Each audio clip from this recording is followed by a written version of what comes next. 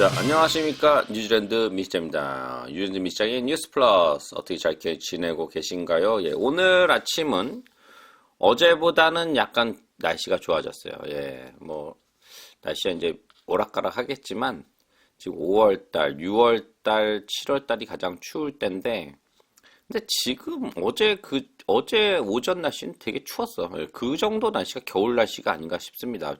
전화가 계속 와서, 이거보다 더 추워요 물어보는데 처음 오신 분들은 그렇지 않습니다. 예.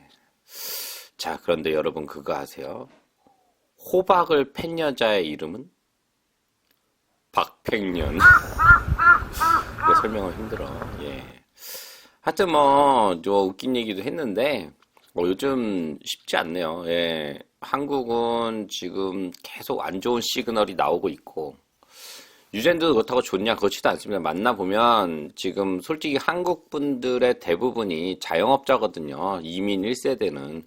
2세대나 1.5세대로 가야 거의 회사를 다니거나 하는데 1세대는 거의 자영업인데 지금 장난이 아닙니다. 이제 한국도 제가 볼 때는 여러 가지로 근데 지금 일하시는 가이드 저는 유학이 내년부터 많이 줄지 않나라는 생각이 들어요. 제가 그래서 이민 쪽으로 간 것도 있는데, 제가 요즘 이민 쪽으로 같이 하는 것도 있는데, 지금 한국에서 유학이, 지금 한국 분들이 여윳돈이 있어야지 오는데, 그러니까 지금 올 수 있는 거는 이제 애들만 오는 싱글 유학, 그거는 계속 있을 예정인데, 왜냐면 엄마가 같이 오는 유학은 돈을 좀 많이 쓰거든요. 그러니까 제가 그 부분은 제가 볼 때는 좀 많이 줄지 않을까. 근데 또 유학원들이라는 사람들은 지금 하는 사람들이 서브프라임 모기지 때부터 지금 하는 사람들이 없어요.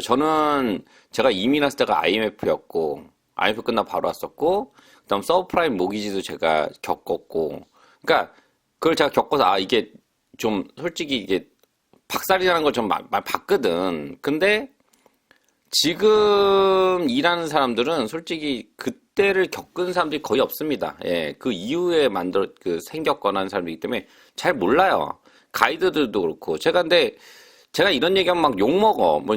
내년부터 여행이 쉽지 않을 것 같은데 하면은, 근데 사업하는 사람들은 그런 게 맞긴 맞는데, 저는 사업가가 아닌가? 그러니까 조금 대비를 해야 되는데, 이 사람들은 솔직히 일부의 사람들은 보면, 그냥 내가 세워놓은 방향이 맞다. 200% 맞다라고 달려드는 사람이 진짜 많습니다. 근데 그렇게 성공을 하긴 해. 쪽박도 차지만. 근데 저는 좀 약간 안전한 걸 좀 추구하는 사람이라 제가 볼 때 하여튼 내년부터 제 생각입니다. 예.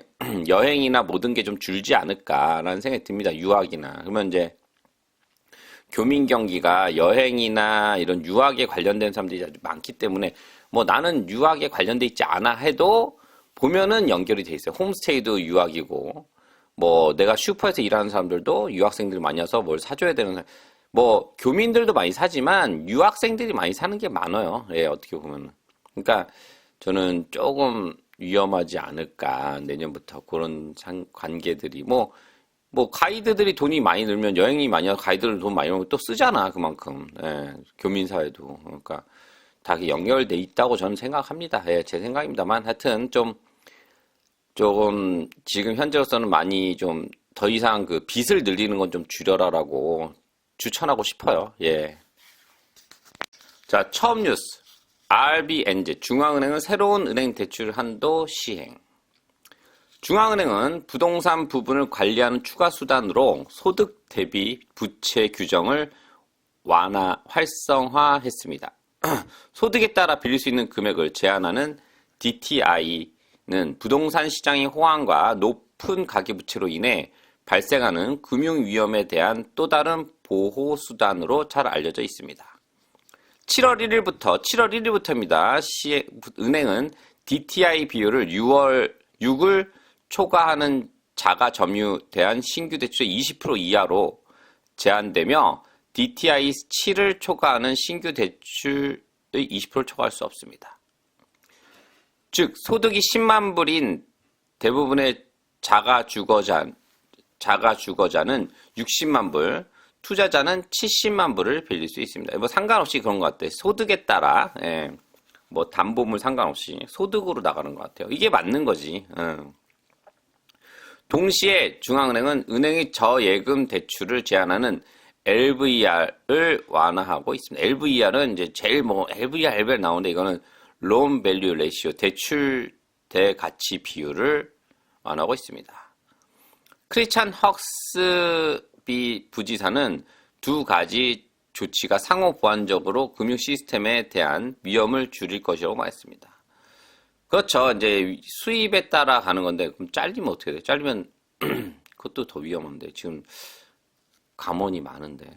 LVR은 주택 침체 시 잠재적 손실 금액을 줄임으로써 채무 불이행의 영향을 목표로 삼는 반면, DTI는 차용인의 부채를 계속 상환할 수 있는 능력을 목표로 하여 채무 불이행 가능성을 줄입니다. 두 가지 모두 시스템 내 고위험 대출 증가를 줄이는 가드레일 역할을 합니다. 지금 론 페이먼트가 안 돼서 그래요, 지금. 예.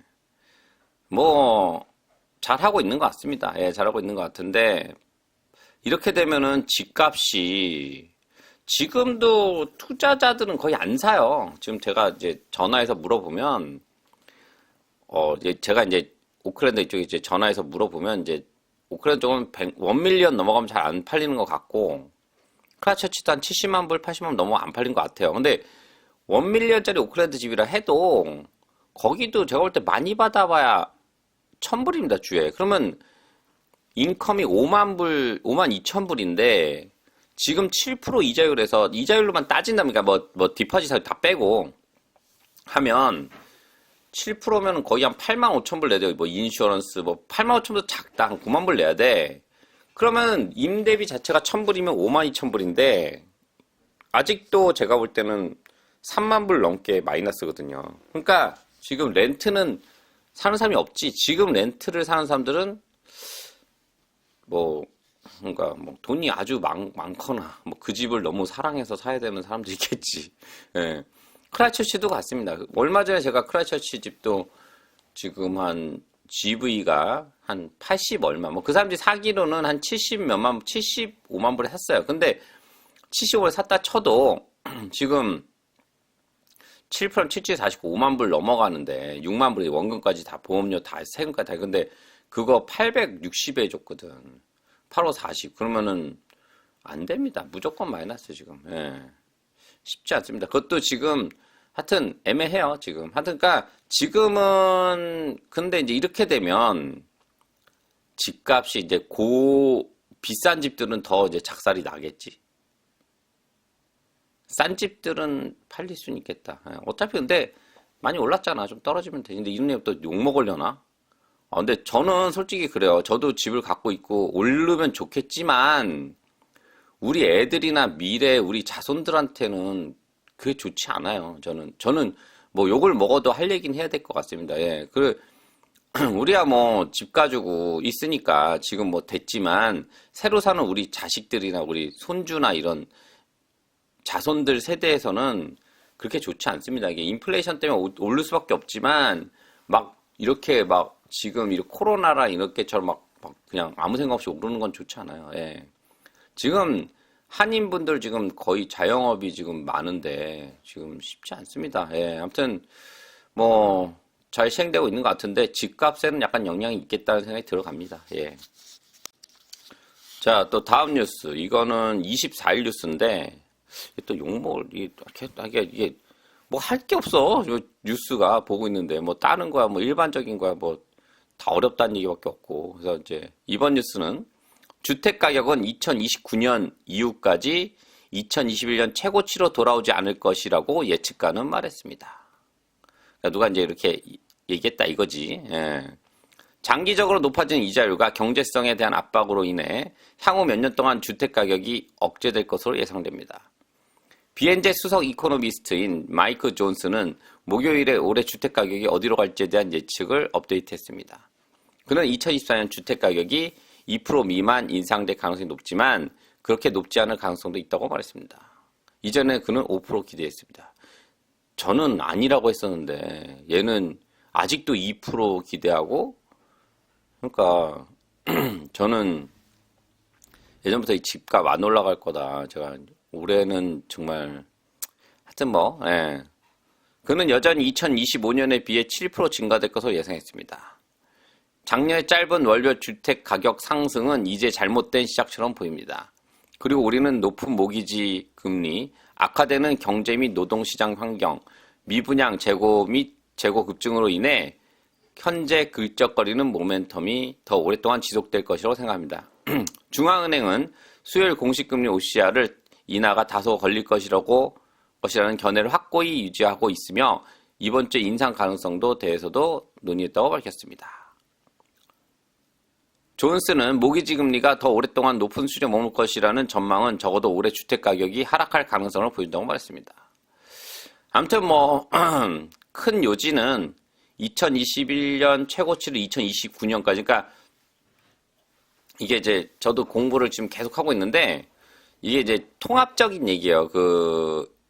뭐라 그러냐면은 경제 전문가들 얘기하는 이게 전 세계적으로 한 4, 5년은 가지 않을까라는 얘기가 지금 되게 지배적입니다.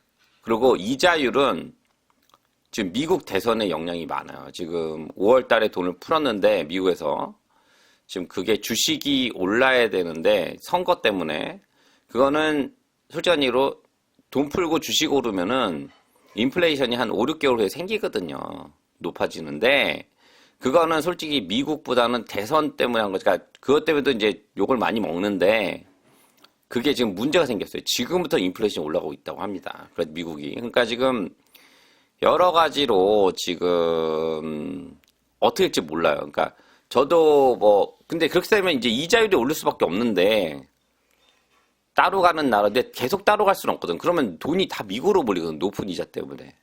그러니까 이게 지금 이러지도 못하고 저러지도 못하고 지금 전 요즘 미국 뉴스도 많이 봐요. 왜냐면 이제 미국이 어떻게 되는 거에 따라서 우리가 이제 앞으로 또 어떻게 될지 봐야 되기 때문에 아무튼 뭐 당연히 필요하면 사야 되겠지만 저는 좀 기다리라고 하고 싶어요. 내년 한 중순까지 좀 계속 봐라. 근데 이제 그 집값은 계속 봐야 됩니다. 보고 있어야 싼지 비싼지 알 수 있기 때문에 저는 보라고 얘기 드립니다. 근데 조금 더 기다려. 왜냐면 집값은요, 제일 낮은 때는 몰라. 누가 알아. 점쟁이도 아니고. 문제는 내려갔다 바닥치고 올라올 때가 있어요. 근데 지금은, 약간 바닥치고 올라갔을 때 있었잖아요. 최근에 지금이나 얼마 전에. 그걸 제가 데드캣 바운스라는 건 뭐냐면, 고양이가 죽기 전에 한번 일었을 때가 있거든. 그거 할 때 사람들이, 모르고, 야, 이제 올라간다라고 생각해서 하는 건데, 좀 그거는 아닌데, 그 데드캣 바운스를 저는 생각했는데, 이제, 뭐 저도 이제 이래저래 많이 듣고 하니까 강의를 듣고 하니까 이제 추는 거지. 내가 무슨 점쟁이도 아니고 떨어지고 있지 않습니까? 아무튼 그러니까 쭉 보다가 바닥 치고 올라갈 때가 있어요. 그러니까 저도 지금 그걸 계속 보고 있으니까 정보를 드리기 위해서 보고 있으니까 언제든지 항상 연락 주시고 뭐 이런저런 얘기 할 수 있지 않습니까? 하여튼 뭐 언제 연락 주시고 또 오늘 뉴스 여기서 마치겠습니다. 하여튼 시청 감사드립니다.